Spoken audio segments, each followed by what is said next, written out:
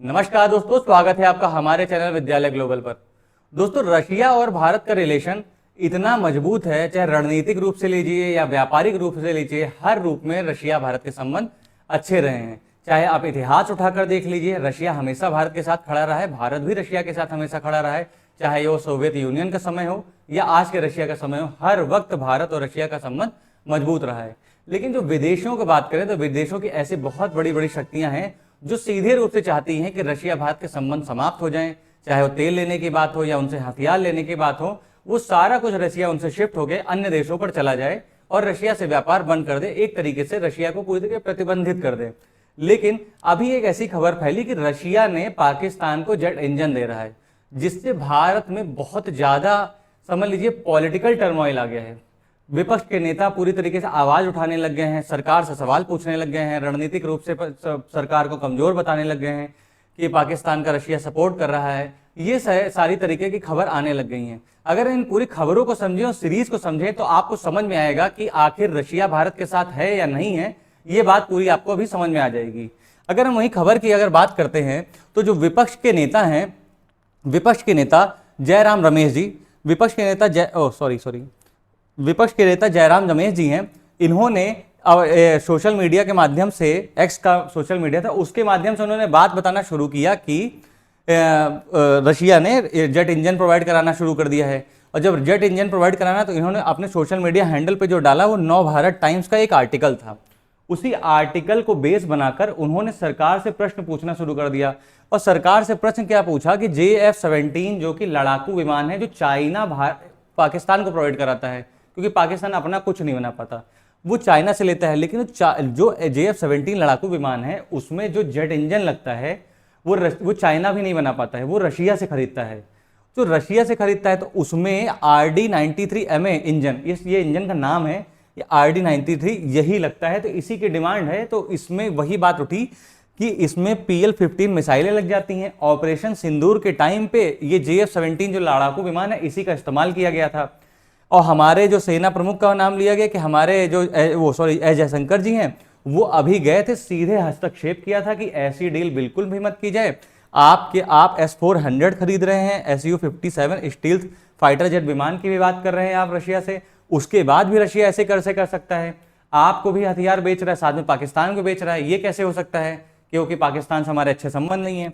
उसके बाद में उन्होंने भारत के प्रधानमंत्री श्री मोदी जी के बारे में बोला कि उनकी कूटनीतिक हार है। और मतलब सरकार पे एक तरह से आरोप प्रत्यारोप का दौर शुरू हो गया, सरकार से प्रश्न पूछना शुरू कर दिया गया। और सरकार से प्रश्न पूछते उन्होंने पाकिस्तान के बारे में जो बात की कि पाकिस्तान कूटनीतिक रूप से जो भारत पूरे विश्व में उनको अलग थलग करना चाह रहा है, वो अलग थलग करने में असफल रहा है। और जो पहलगाम हमला हुआ है उसमें जो आसिम मुनीर हैं वहां के, उन्होंने ही पूरे इसकी संरचना, मतलब इसको पूरी तरीके से सूत्रधार इन्हीं को माना कि ये इन्होंने पूरा रचा है। और अमेरिका के राष्ट्रपति डोनाल्ड ट्रंप उनको क्या नाम है, एक तरीके से बहुत इज्जत दे रहे हैं। इसी तरह का बेस बनाया और बोला कि ये पूरी तरीके से भारत की कूटनीतिक हार है। अब ये जब पूरी बात फैली तो ये बात पूरे मतलब भारत भर में फैली, ये बात फैलते फैलते भाई रशिया तक भी चली गई। और जब आरोप लगा था तो उसमें बीजेपी के नेता अमित मालवीय हैं, उन्होंने तुरंत इसका खंडन किया कि ऐसी कोई डील नहीं हुई है। और इन्होंने वायन न्यूज का माध्यम से एक रिपोर्ट प्रस्तुत कर दी कि देखिए ऐसा है, वायन न्यूज ने ये ऐसा कहा कि ये रिपोर्ट गलत है, ये अफवाह है। ये इस तरह की इन्होंने पूरी बात की और इनके ऊपर आरोप लगाना शुरू कर दिया और बोला कि आप पाकिस्तान का एक तरीके से पक्ष ले रहे हो। ये बात हुई। देखिए 4 तारीख को इन्होंने पोस्ट किया कि ऐसा कोई डील हो रही है, आरोप लगाया। और 5 तारीख को बीजेपी ने प्रतिक्रिया कर दी। और 5 तारीख को बीजेपी प्रतिक्रिया करती ही है कि रशिया से भी उधर से तुरंत आ जाता है कि no such cooperation with Pakistan. मतलब सीधे सीधे है कि यहां से रशिया ने भी क्लियर कर दिया कि हाँ ऐसी कोई डील नहीं हो रही है। ये 5 तारीख की न्यूज है। अब 5 तारीख का डेट बीतने के बाद जब 6 तारीख की डेट आती तो रशियन एक्सपर्ट जो हैं उन्होंने भी एक न्यूज दे दी साथ में। अब अगर हम बात करते हैं उसमें, तो इसमें देखिए उन्होंने ये बोला था कि जो ये आप आपको समझें कि 2007 से 2013 ये क्या नाम है, कांग्रेस की सरकार थी इस समय भारत में। तो उसी समय ही रूस ने JF-17 लड़ाकू विमान के लिए RD-93 जेट इंजन की आपूर्ति को लेकर चाइना रिक्वेस्ट किया था कि मुझे दे दीजिएगा।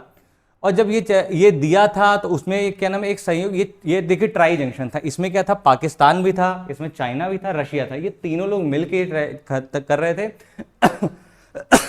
ना पाकिस्तान जेट इंजन बना पाता है, ना लड़ाकू विमान बना पाता है।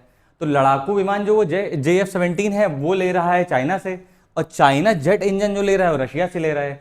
तो चाइना अपना जो JF-17 है पाकिस्तान को देता है, उसमें रशियन जेट इंजन लगा के दे रहा है। तो सारा विवाद वही हो रहा है कि ये रशिया से डायरेक्ट पाकिस्तान में आ रहा है या नहीं आ रहा है। इसी का पूरा आरोप प्रत्यारोप था कि आपके ही समय में क्या नाम है खरीदा गया था, बीजेपी ने ऐसी भी बात की। अब ये देखिए RD-93 ऐसे ही करके ये जेट इंजन होता है, जो हम लोग के यहाँ जो प्लेन में हम लोग बैठते बड़ा सा दिखता है, ऐसा जेट इंजन होता है। ये बिल्कुल अलग टाइप का होता है, ये ही पूरा लगता है। तो इन्होंने ये बोला है, रिपोर्ट क्या कह रहे, JF-17 jet engine Pakistan will be benefited India, मतलब कि इंडिया को फायदा हो अगर ये देते भी हैं। मतलब कि ऐसी रिपोर्ट का रशिया ने खंडन कर दिया है। पर वहीं के रशियन एक्सपर्ट हैं, जो 6 तारीख की न्यूज आती है, तो 6 तारीख की न्यूज में वो बोलते हैं कि अगर ऐसी कोई डील हो रही है तो इस डील को क्या नाम है एक तरीके से आप इंडिया के लिए फायदा है। अब इंडिया के लिए कैसे फायदा है, तो इंडिया टुडे ने जो पूरा आर्टिकल छापा उसमें उन्होंने बताया कि क्या नाम है ये जो भी 2 तरीके का पूरा फायदा होगा, और जो फायदा होगा उसमें पहला फायदा भारत को ये होगा कि इनका नाम है तोपी चकानो, थोड़ा टिपिकल नाम है।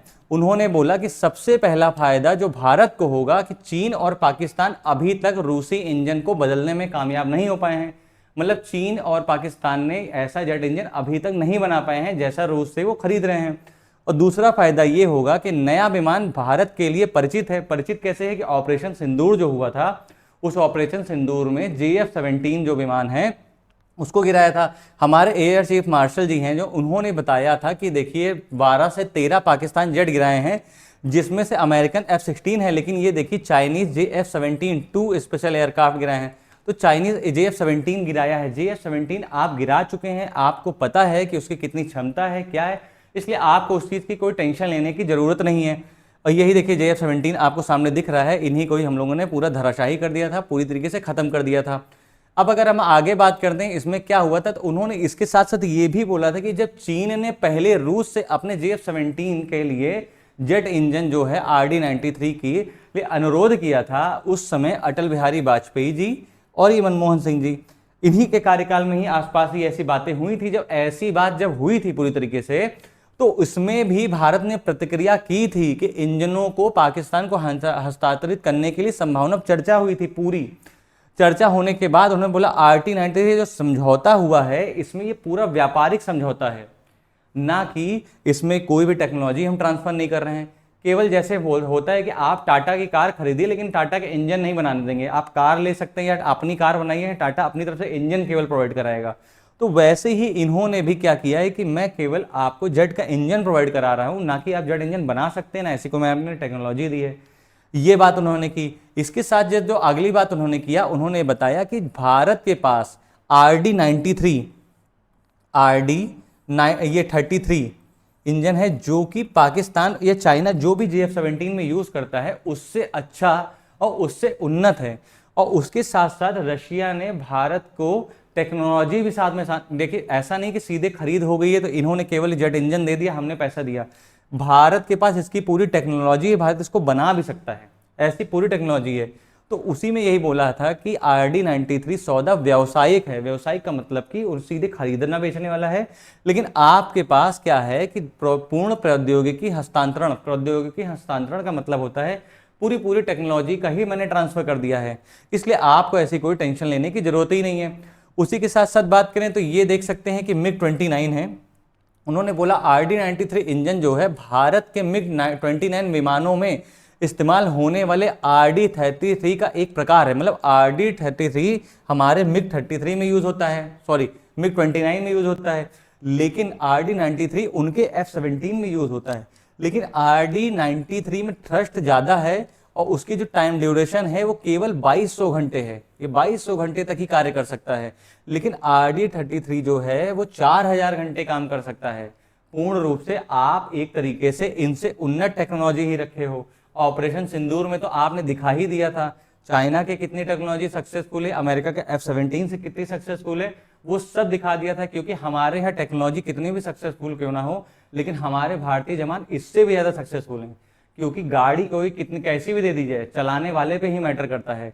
अब यही MK ये जो है हमारा MiG-29, ये हमारे जो भारतीय वायुसेना के जवान उड़ाते हैं इसे, और पाकिस्तान के यहाँ घुसकर उनको मार के आ जाते हैं। लेकिन अगर यही प्लेन हम दे देते हैं उनको कि आप पाकिस्तानी बैठो इसको उड़ाओ, तो हमें तो नहीं लगता वो भारत के बॉर्डर के आसपास भी आप पहुंच सकते हैं। तो इसलिए इस प्लेन के कोई इतना महत्व नहीं होता है। टेक्नोलॉजी का महत्व सिर्फ वहीं तक होता है जहां तक उसका इस्तेमाल करने वाला सक्षम हो। जब इस्तेमाल करने वाला ही गोबर होगा तो कैसा भी प्लेन दे देंगे उससे कोई फर्क नहीं पड़ेगा। ऐसा कहने का उनका मतलब एक था। और दूसरी बात क्या है कि देखिए क्या नाम है, रशिया और भारत की अभी मीटिंग होने वाली है दिसंबर में। राष्ट्रपति पुतिन जी यहाँ आने वाले हैं। तो उसमें इन्होंने एक प्रतिक्रिया के तौर पर रशिया की तरफ से ये भी आया था कि भारत और रशिया के रिलेशन को खराब करने के लिए ऐसी तरीके के अफवाहें फैलाई जा रही हैं ताकि ये डील ना हो पाए। क्योंकि रशिया से देखिए आएंगे, अभी देखिए फार्मा इंडस्ट्री पे देखिए इतना टैरिफ लग गया है, तो जाहिर सी बात है कि रशियन मार्केट तक भारत का फार्मा पहुंच सकता है। कृषि पे बात हो सकती है, पेट्रोल पे बात हो सकती है कि ऑयल कैसे खरीदा बेचा जाए, कितने रुपए में खरीदा जाए, कि क्या मतलब किस हिसाब से क्या एक मोड बनाया जाए, किस तरीके से पेमेंट का मोड हो। ये सब तरीके की पूरी बातें होंगी। भारत और रशिया का संबंध और अच्छे मजबूत हो सकते हैं। ये दोनों ही लोग, हमारे भारत के लोग और रशिया के लोग आपस में मिलने के लिए भी बहुत बेताब है, क्योंकि ये डील अपने आप में एक बहुत बड़ी डील होने वाली है, जिससे अमेरिका भी नहीं चाहता कि ऐसे कुछ हो सके। बट अब ये तो होके ही रहेगा, चाहे जैसी खबरें फैला दी जाए, चाहे जो फैला दिया जाए। और साथ में देखिए क्या होता है कि ये आप समझ लीजिए यूरेशियन इकोनॉमिक यूनियन, जिसमें 5 देश हैं, जिसमें रशिया है, कजाकिस्तान है, किर्गिस्तान, आर्मेनिया और ये बेलारूस। ये जो देश हैं ये 5, इनके देश में क्या होता है, ये आपस में फ्री ट्रेड एग्रीमेंट, मतलब इनका क्या होता है, कोई भी सामान का लेन देन हो, कोई भी टैरिफ नहीं लगता है, कोई भी उस पर वैट नहीं, मतलब इनके जो यहाँ पे जो टैक्सेस लग जाते हैं बॉर्डर पार करने में, ये सब लगता है। तो चाहता है रशिया की भारत भी इनसे फ्री ट्रेड एग्रीमेंट कर ले यूरेशियन इकोनॉमिक यूनियन से, ताकि भारत भी स्वतंत्र रूप से अपने देश में सामान भेज सके, अपने देश में मंगा सके। एक हेल्दी कंपटीशन भी हो जाएगा और क्या नाम है, हमारे संबंध को भी और प्रगाढ़ हो जाएंगे। आने वाले समय में देखना पड़ेगा कि भारत क्या इस दिशा में आगे बढ़ता है या नहीं बढ़ता है। अब आप क्या नाम है, इसका जो पूरी वीडियो देखे हैं इसमें प्लीज बताइए कि खबर में कितनी सच्चाई है। सच्चाई भी है तो कि भारत का रुख कैसा रहेगा, इसके बारे में प्लीज हमें कमेंट बॉक्स में जरूर बताइएगा। और हमारा जो चैनल है विद्यालय ग्लोबल, उसको सब्सक्राइब कर लीजिए, लाइक बटन दबाना बिल्कुल मत भूलिए, हमारे वीडियो को ज़्यादा से ज़्यादा शेयर करिए। नमस्कार।